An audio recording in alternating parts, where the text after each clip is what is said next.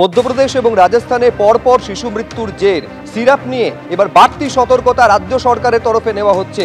ওষুধ সরবরাহকারী সংস্থা এই রাজ্যে ওষুধ সরবরাহ করে কিনা তা নিয়ে খোঁজ খবর নেওয়া শুরু করলো রাজ্য। বিভিন্ন ওষুধ ডিস্ট্রিবিউটর সংস্থাকে খোঁজ নিয়ে দেখতে বলা হয়েছে। বিষয়টি নিয়ে খোঁজ খবর নিতে শুরু করেছে রাজ্য ড্রাগ কন্ট্রোলও। কেন্দ্রীয় স্বাস্থ্য ও পরিবার কল্যাণ মন্ত্রকের অ্যাডভাইজারি রাজ্যের সর্বত্র পাঠিয়ে দেওয়া হয়েছে।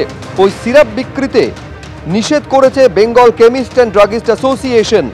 শ্রেশান ফার্মাসিউটিক্যালসের কোল্ড্রিপ কাপ সিরাপ সহ 19 রকমের ওষুধ ব্যান করেছে তামিলনাড়ু। আর এরই মধ্যে খবর পাওয়া যাচ্ছে আরও এক শিশু মৃত্যুর ঘটনা ঘটেছে মধ্যপ্রদেশ এবং রাজস্থানে, যেখানে মোট 12 জনের খবর পাওয়া যাচ্ছিল, এই মুহূর্তে আরও এক শিশু মৃত্যুর খবর পাওয়া যাচ্ছে। এই নিয়ে পরপর 4 বার দেশের মধ্যে নিরাপদতম শহর হলো কলকাতা। এনসিআরবির ডেটাকে হাতিয়ার করে বিজেপিকে নিশানা করেছেন তৃণমূলের রাজ্যসভার সাংসদ সাকেত গোখলে। অন্যদিকে মেয়র ফিরহাদ হাকিম তিনি সোশ্যাল মিডিয়ায় পোস্টে লিখছেন, বিজেপি শাসিত রাজ্যের শহরগুলির হাল খারাপ, দিল্লি এবং সুরত তালিকা 2 এবং 3 নম্বরে। এটাই কি বিজেপির মতে কার্যকর আইন শৃঙ্খলা ব্যবস্থা? প্রশ্ন তুলেছেন ফিরহাদ হাকিম।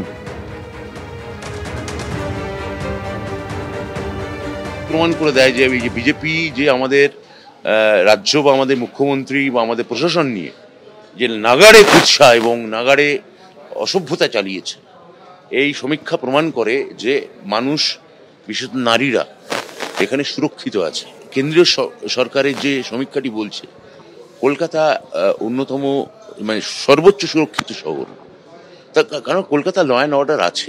এখানে মানুষ দেখুন প্রধানত শান্তিপ্রিয়। কোনো রাজনৈতিক লোক ব্যাপারটাকে ঘুরিয়ে দেওয়ার চেষ্টা করে, কিন্তু মুখ্যমন্ত্রী সবসময় মানুষকে এখানে নিরাপত্তা দেন এবং মুখ্যমন্ত্রী কোনো একটা মানুষের ক্ষতিকে ব্যক্তিগত দায় হিসেবে নেন। তো এইটাই এই সমীক্ষা প্রমাণ করছে কলকাতা বরাবরই নিরাপদ ছিল মুখ্যমন্ত্রী মমতা বন্দ্যোপাধ্যায়ের হাতে, এখনো আছে, আগামী দিনেও থাকবে।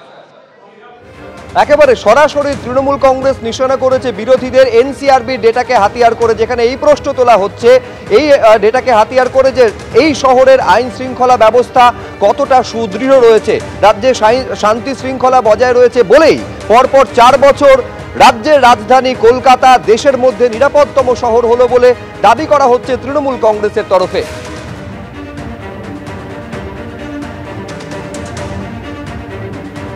এই তথ্যগুলো যাই হচ্ছে রাজ্য থেকে।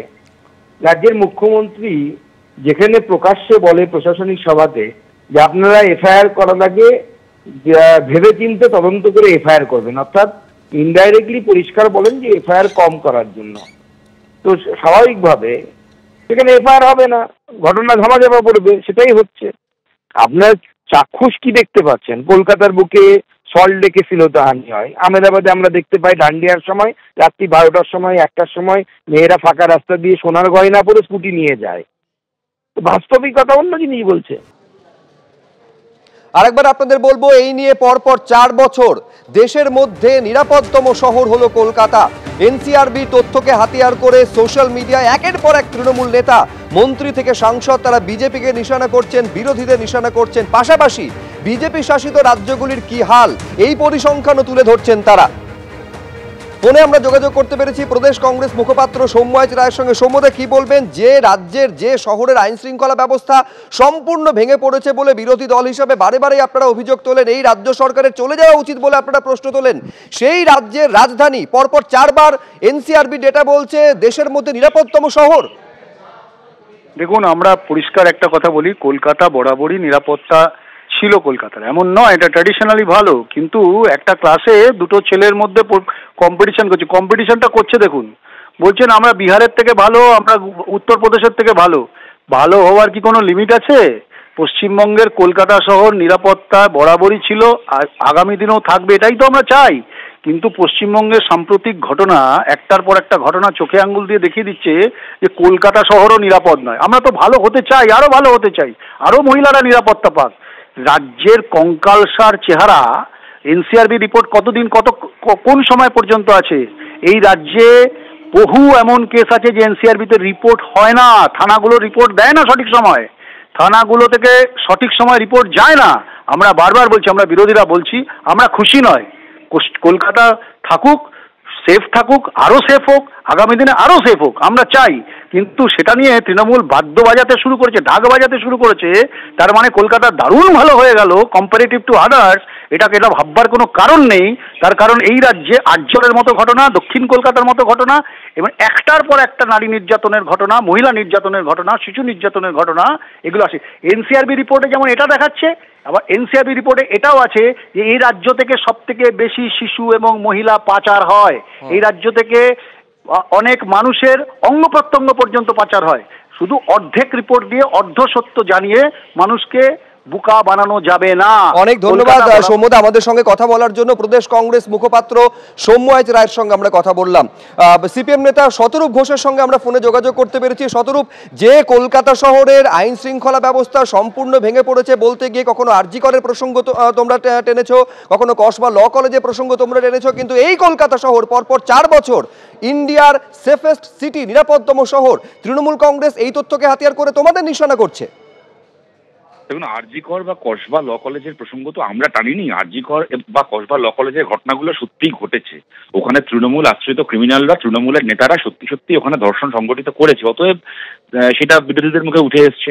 কলকাতার মানুষ বা পশ্চিমবাংলার মানুষ আমরা কোনটাকে বিশ্বাস করবো? চারপাশে যে ঘটনাগুলো ঘটছে আমরা দেখছি, যেগুলো আমাদেরকে ঢুকতে হচ্ছে সেইগুলোকে, নাকি কোনো রিপোর্টকে, কোনো ডকুমেন্টকে, কোনো ডেটাকে? আমরা কোনটাকে বিশ্বাস করবো? একটা গান আছে না, বাবা তোমার দরবারে সব পাগলের খেলা? ওই হচ্ছে তৃণমূল বিজেপির সম্পর্ক। কেন্দ্রের সরকার এক হাতে নিজেরাই 100 দিনের কাজে দুর্নীতি হয়েছে বলে টাকা বন্ধ করে, তারাই আবার 100 দিনের কাজের জন্য মমতা ব্যানার্জিকে পুরস্কার দেয়। তারাই কখনো এসে রাজ্যে বলে যেখানে আইন শৃঙ্খলা নেই, শাসকের আইন চলছে, এখানে শোষকের আইন চলছে, তারাই আবার বলছে আইন শৃঙ্খলা নাকি এত ভালো বলে তার আবার কি এনআরবি না এনসিবি কি রিপোর্ট বার করছে। সুতরাং আমরা বাংলার মানুষ, কলকাতার মানুষ, আমরা কোনটাকে বিশ্বাস করবো? এই যে কদিন পরে কালী পুজো, দুর্গাপুজো শেষ হলো, কদিন পরে কালী পুজো, আপনারাই দেখানো শুরু করবেন কালী পুজোয় কোথাও বেআইনি বাজি ফাটাতে গিয়ে কেউ প্রতিবাদ করেছেন বলে প্রতিবাদী মাথা ফেটে রক্তে ভেসে রাস্তায় পড়ে আছে। একটার পর একটা ঘটনা, আমাদের চারপাশে এখন মুখ খুলতে পারি না। সাধারণ মানুষের এখন এমন অবস্থা হয়েছে, অপরাধ হওয়া ছেড়ে দিন, অপরাধের বিরুদ্ধে কেউ মুখ খুলতে গেলে তার উপর আরো বড় অপরাধ নেমে আসে। আপনারাই রাত দিন খবর করছেন। বলুন তাহলে আমরা যে খবরগুলোকে আমরা দেখছি, যেগুলোকে ভুগছি, সেগুলোকে বিশ্বাস করবো নাকি এই সমস্ত রিপোর্টকে বিশ্বাস করবো? এসবের মাথামুন্ডু সত্যি আমাদের মাথায় ঢোকে না। এগুলো তৃণমূল আর বিজেপির নেতারাই ব্যাখ্যা করতে পারবে।